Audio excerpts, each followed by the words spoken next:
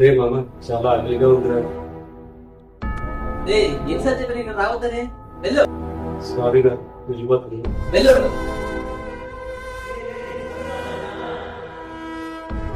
రే మామ అర్జెంట్ 1000 రూపాయలు కావాలిరా. నీకు డబ్బులు ఇచ్చి తిరిగి వచ్చినట్టే. డబ్బులు లేవు నీకు లేవు. వెళ్ళు.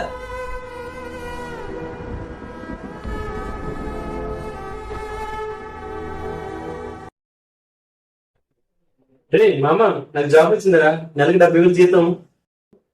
నాకు తెలుసు మామ నువ్వు ఏదో రోజు జాబ్ కొడతావని.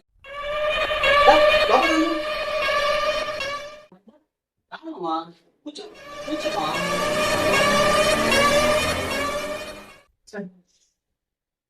మామ డ్రింక్ తీసుకో మామ.